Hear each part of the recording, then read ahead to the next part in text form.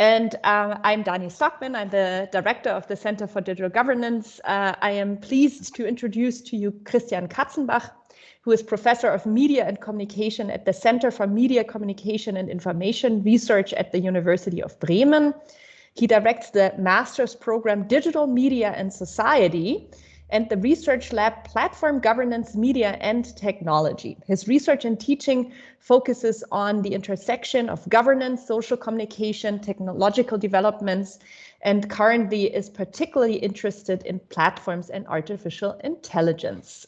Christian, it's my great pleasure to hear an update on your research and looking forward to your talk. Thank you, Dani, and thank you also to Philip and Joan and the other staff people of the Hattie School to invite me to that colloquium. It's really a wonderful series. All right, I'm gonna start sharing my screen, my presentation. Just check.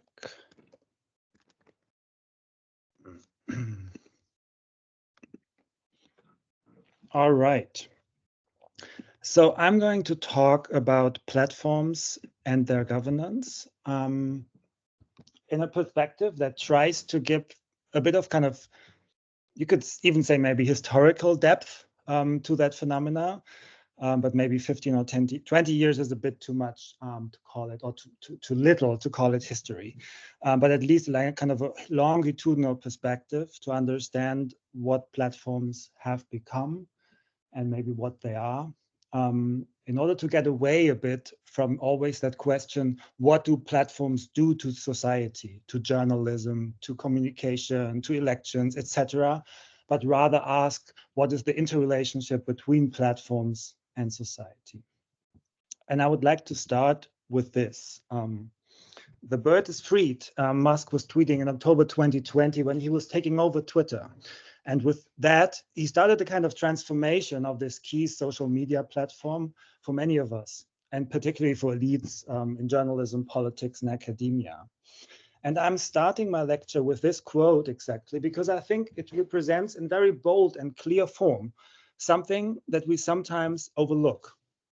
While social media platforms have become key players and institutions in contemporary societies, they are remarkably unstable and plastic. They change. So there is a discrepancy. On the one hand, we take them for granted. And that is, I think, on many ways. They are deeply embedded in our daily routines across all layers of society. Sorry.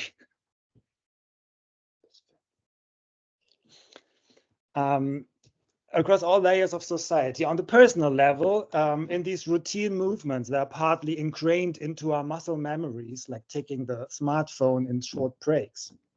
On the organizational and professional level of our interactions with colleagues, customers, and companies, and on the societal level of organizing political communication, entertainment, and much more. We take most of this for granted. Yet, how these platforms do that is heavily subject to change and subject to controversies. And what the bird is freed Musk was playing here with is his assumption that the way Twitter had handled that role as custodian of public communication before his takeover was fundamentally flawed.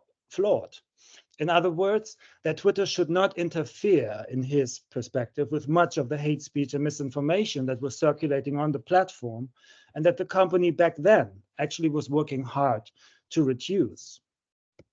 So what I would like to foreground today is that I believe in many ways, we find ourselves currently in the middle only of the formation of platforms and their governance, which is a fundamental societal debate on what platforms actually are and how they should be governed. Should they be responsible for the communication they host and the interactions they enable?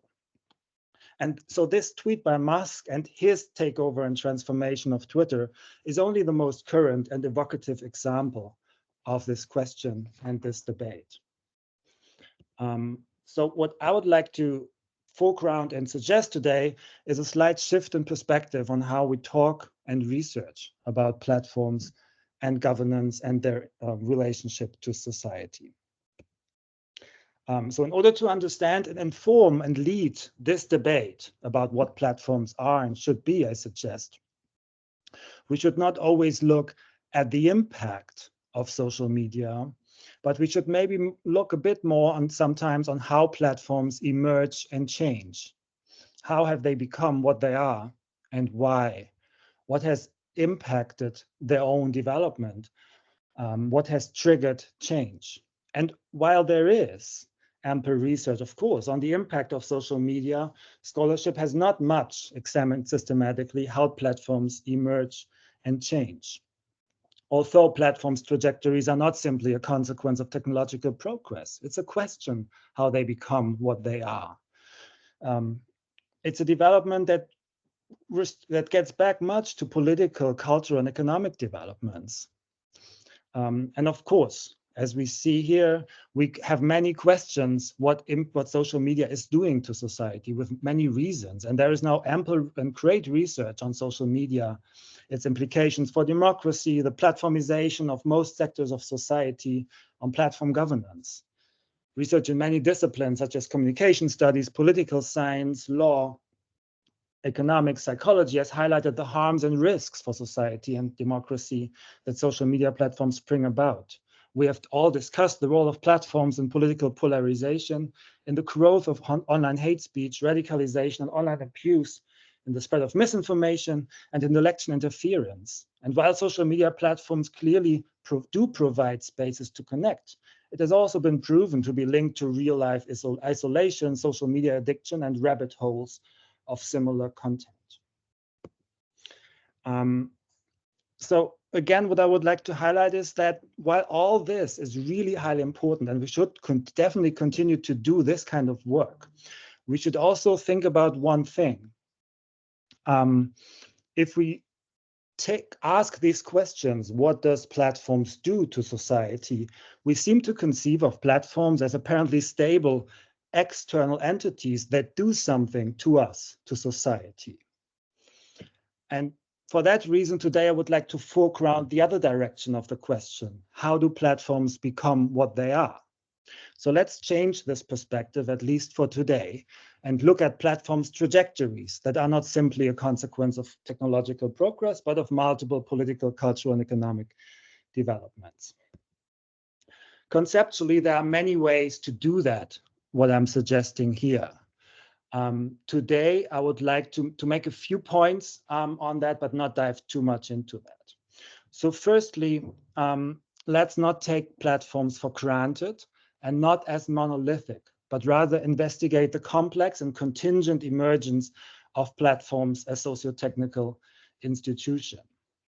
Such conceptual takes can build on science and technology studies, but also on institutional theories to show the complexity and contingency of such formation processes.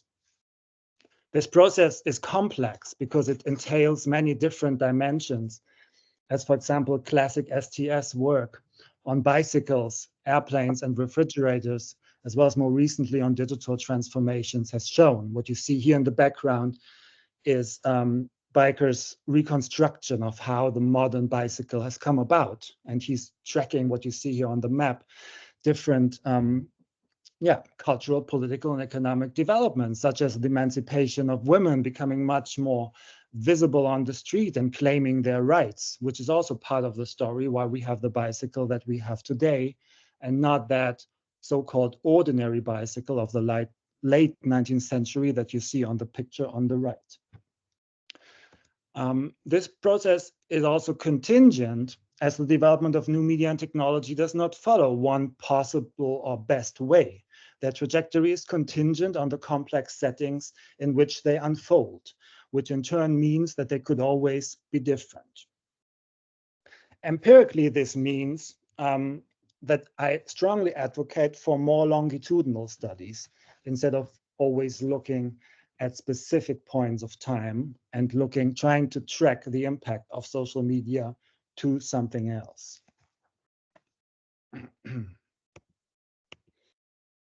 And I would like to give a few thoughts about this today on how we can do this. And I will talk about 3 dimensions of this formation process. and about their interrelation, about platform discourses, so how we talk about platforms, platform governance, which I'm referring here with like more the governance by platforms. And so what do platforms do? How do they order and regulate our communication and interactions? And third, platform regulation, or the regulation of platforms, like public law, the European Union measures that they're currently taking with the Digital Services Act. And I'm going through these three dimensions now step by step and talk a bit about also their relationship. Let's start with platform discourses.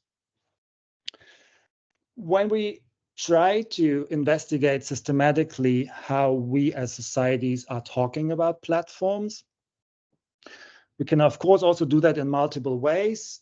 Today, I've brought two examples of studies I've been more or less part of that have tried to look at really longitudinal aspects of how specifically media reporting about platforms have been unfolding and changing since the very launch, mostly of the big platforms that we know today. The first one is coming from a PhD thesis by Kirsten Gollartz, which has been completed actually in 2018, I believe. So the data is stopping in 2016, but starting already in 2027.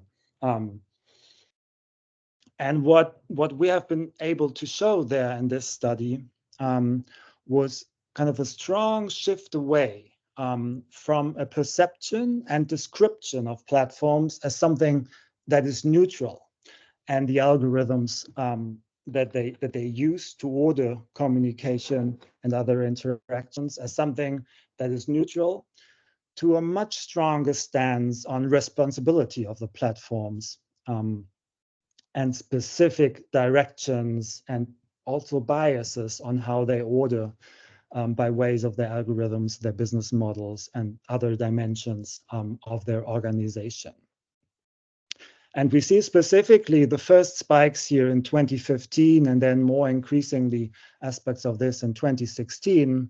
And this coincides with strong societal developments, such as migration becoming a really kind of high profile and very high on the political agenda issue in 2015 in the context of the Syrian crisis.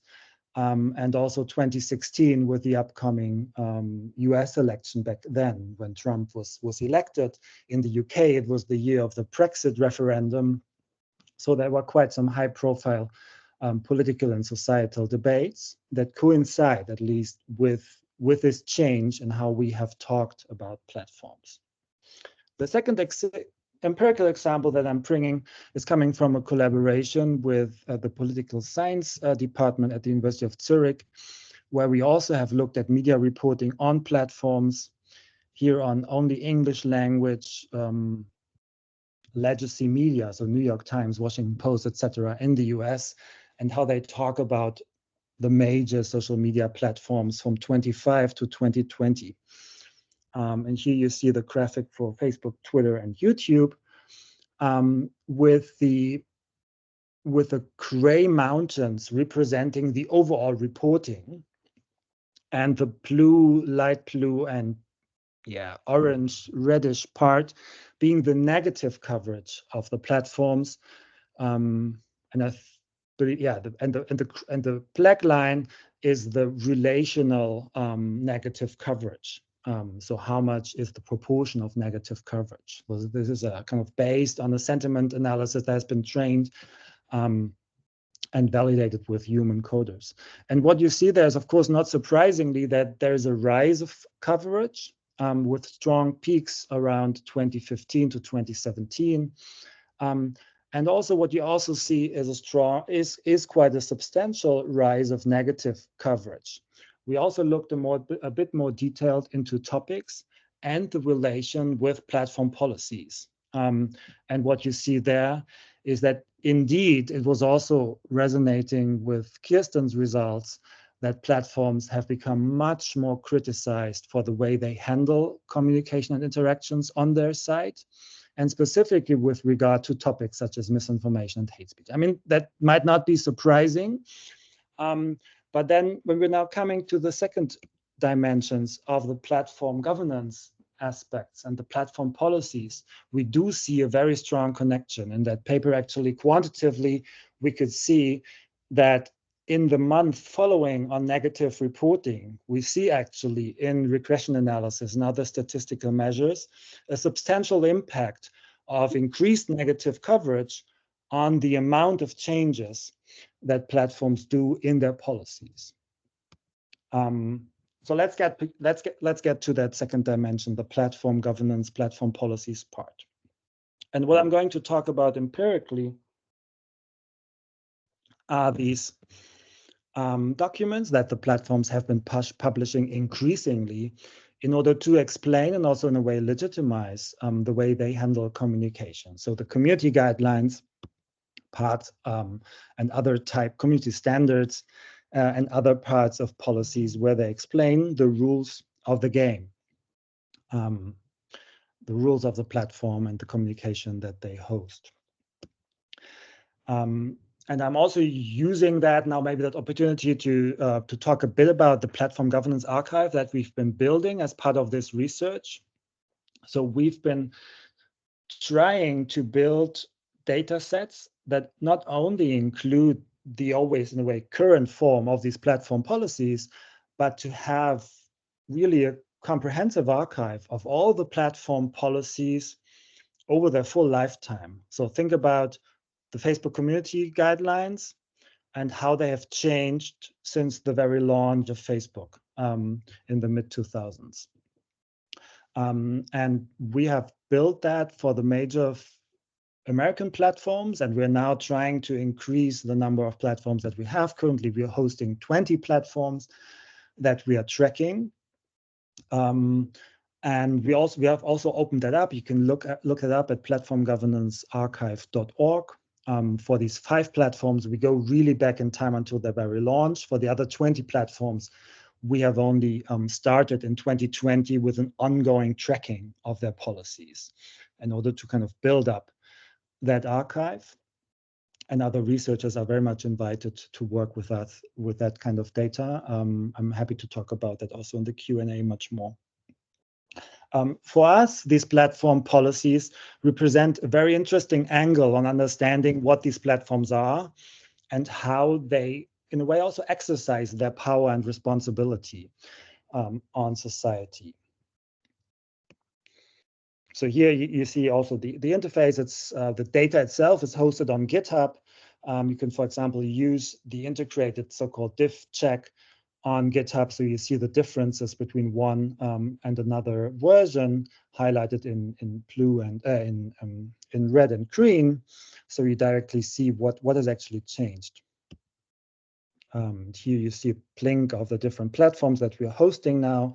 Actually, just today we talked about including Blue Sky, Threads, Mastodon Social, and other of the newer kinds of platforms into that data set. Based on that, we do systematic research, for example, on misinformation, but also are increasingly writing small blog posts about interesting changes. Because what this tracking us now also allows us is to see, yeah, if there's an interesting change. So for example, last summer, we noticed this one with YouTube now again permitting misinformation about US elections. The platforms have been very hesitant in regulating misinformation, actually, but there were a few examples of few contexts in which they actually regulated misinformation quite strictly. So, for example, they had this vague passage that they do not want misinformation about political elections on their platforms, but in a very vague way.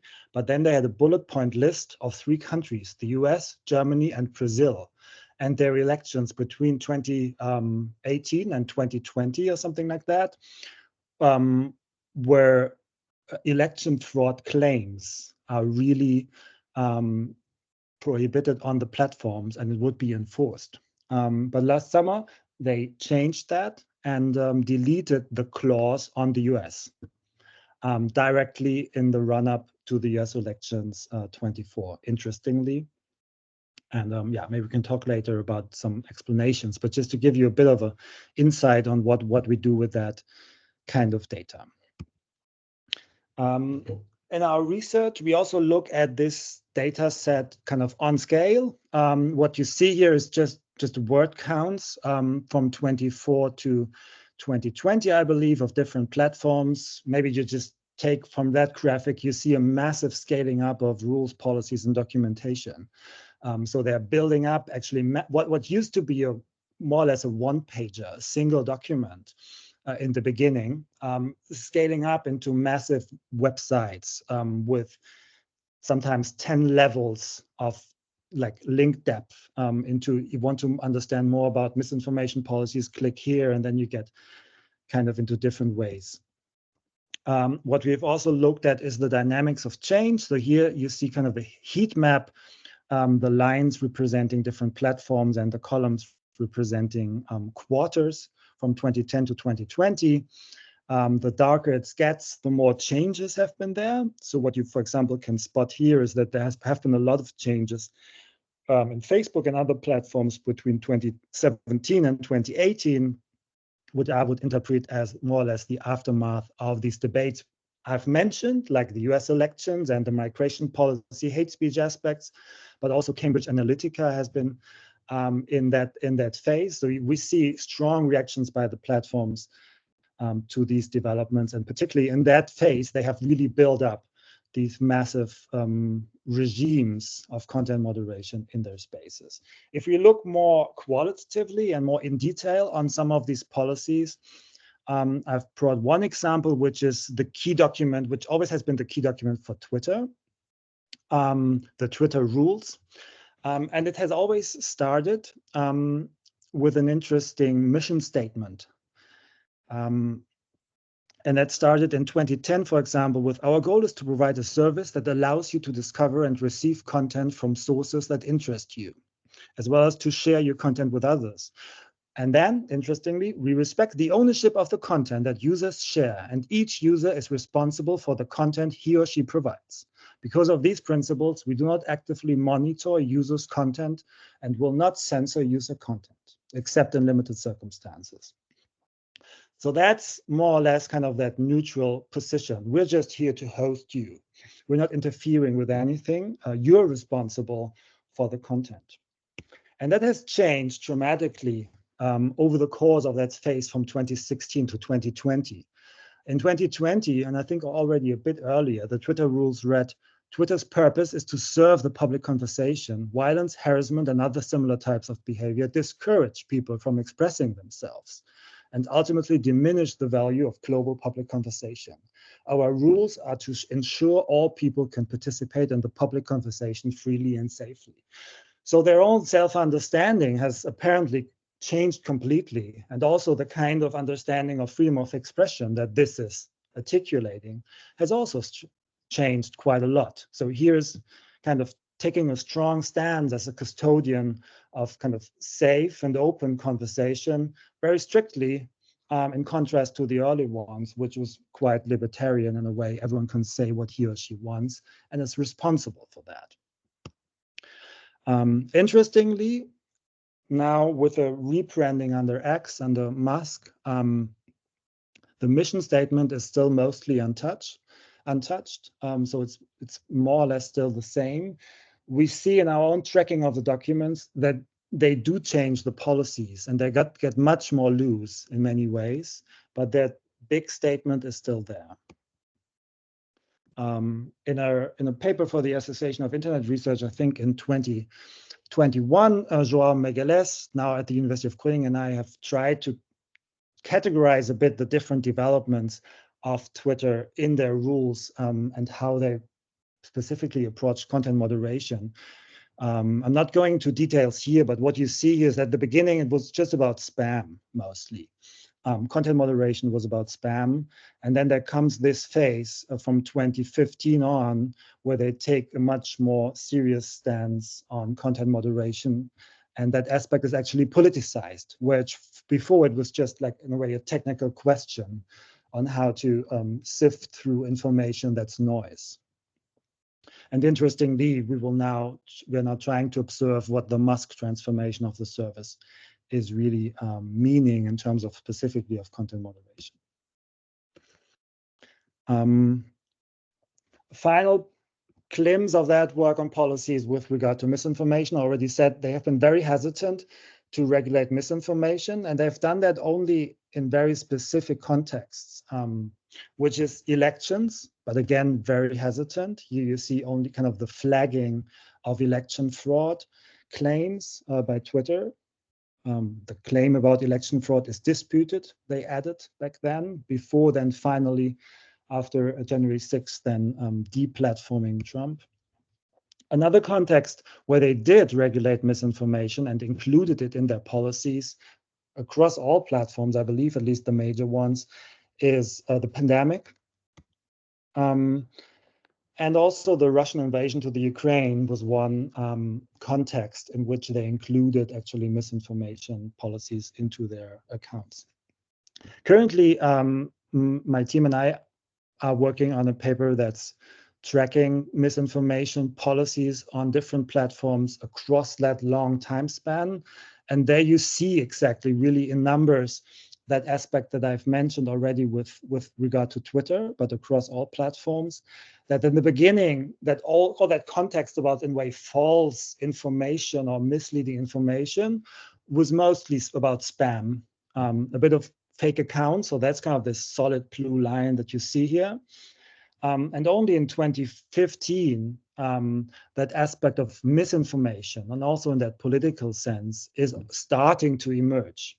And is then rising quite sharply in 2017, 2018, to the topic that it is. And that's just to highlight that while we might take some of the debates quite for granted that we are dealing with today, like misinformation and hate speech, have only emerged in a certain specific context where maybe we as society have been able, but also have been really become very urgent to press platforms on their responsibility. And they have reacted. This might have been successful, but it also might not have been so successful, as we also see oftentimes. But we see changes, and that's what I just want to highlight. Christian, just to let you know that we have about 5 minutes left for the talk so that we can take some questions. Yes, perfect. Yeah, this is also just additionally kind of coming out of that current work that's really just in the working. So we're having meetings still on how to analyze the material. What you see here is kind of a semantic network analysis of the different types of misinformation, misleading, fake, spam issues that you see on the different platforms. This is the graphic for YouTube, which does use the term misinformation quite a lot, in contrast, for example, to Twitter, which has not been using misinformation quite a lot. And so you see kind of different, in a way, profiles of handling these questions, both over time, but also across platforms, which I think gives us an interesting portrait of how platforms have evolved over time, how they have reacted to some things, but also sometimes not to urgent developments. One thing that I have not dived into, for example, is also not surprisingly a very strong kind of Western and US-centric power play. So they have reacted to a lot of US aspects, to a lot of European aspects, but not to a lot of Asian and Southern American debates, for example.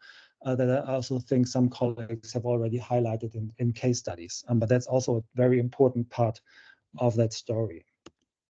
I'm coming now to the third dimension that I'm also trying to keep a bit shorter, platform regulation. In many ways, I think you can think about the current quest for regulating, how to regulate platforms as something that is trying to happen on that spectrum between the two traditional models of media and telecommunication regulation, which is on the one hand, the common carrier model for telecommunication, and on the other hand, the classical media regulation content model. The common carrier model is used, has always been used for telecommunication. The key idea that you need to know if you're not familiar with this, is there's no liability for content. There are some must carry and competition rules, some infrastructure regulation, but we would also, on a personal level, right, quite be surprised if anyone would think about interfering with our personal one-to-one communication when we're doing a phone call and someone would intervene and say, well, this might be hate speech, misinformation, or kind of fraud election claims or whatever. Whereas on the other hand, we have taken it always for granted that big media corporations are responsible for the content that they send out, and specifically the journalistic type of content. And in many ways, we have tried to find a way to map platforms onto that spectrum and think about, okay, how do we handle them? Are they liable for the content? Maybe they're responsible for it. We've seen in the societal dimension and the discourse dimension, I think at least in Europe, but increasingly worldwide, there's a consensus platform need to take responsibility. But what does that mean for regulation? And in many ways, I think we've seen that development over the past 25 years, trying to find ways to fit platforms in, or maybe also to find new pathways for social media platforms and other new stakeholders in that phase.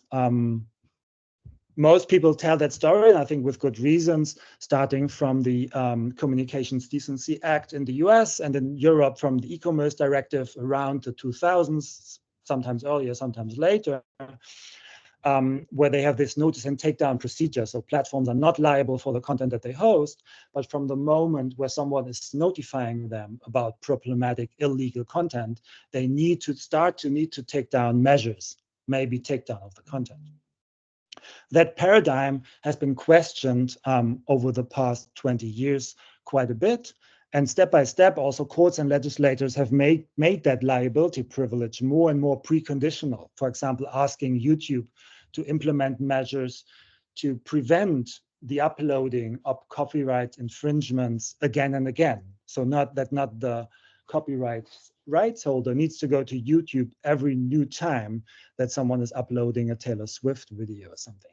And so platforms have come up with new solutions for doing that with automated content moderation, things like YouTube with their content ID system, which has made this notice and takedown procedure and a regime quite a different thing. And the European Union, for example, legislators have tried to move much more into this liability direction with a copyright directive, but we've also seen quite some problems with that. And I would interpret the current Digital Services Act that's now really coming in, or has been coming into force in the past weeks, finally in full swing, going a slightly different way to put platforms under pressure, with quite a set of different measures that tries to translate, in a way, this consensus platforms need to take responsibility into a regulatory regimes. And I'm not going into details of all of that, but I think there are many ways in which the DSA tries to make that true, that platforms take responsibility. So there are some new and much more strict rules and procedures for dealing with illegal content. The platforms need to report much more. You can call that transparency reporting. I'm not always sure if that's the right word for it, but they need to report and check and do much more things that also then maybe researchers and NGOs and journalists and regulators can pick up. So for example, there's a new database that's called the Digital Services Act Transparency Database, where platforms need to report on an item level. So a single item, like a single post, a single video, once they have acted upon it with measures of content moderation, like takedown or downranking. So we now have a database with billions and billions of items there that do have some metadata. They're not linked to actual content, but we see lines of information where you say, okay, there's a TikTok post being taken down because of illegal or harmful speech. And you can start analyzing that. We've done that for one exemplary day with our report, 1 Day in Content Moderation. I think until now, it's telling us more about how the platforms report than actually how they do content moderation. But I'm somewhat optimistic that this will change over time, and that also platforms and the regulators much more will develop standards on how to do the reporting there. But this will also use much more platform power from the regulators. And I'm coming to the end now. Great, thank you. All right, so this was the run through the different dimensions of what I intend to call platformation. So this emergent process of how platforms come into being, and which is, I think, actually a fundamental societal debate on what platforms are and how they should be governed. And I think currently, as I said, I mean, Twitter and X are the most evocative example of that, with Musk in a way trying to run social media like it's 2008. And I think he will not succeed with that. We see also with other platforms how they are navigating this space and their responsibility. And I think with that, I'll leave it. And thanks a lot again for the attention. And sorry for going a bit over time.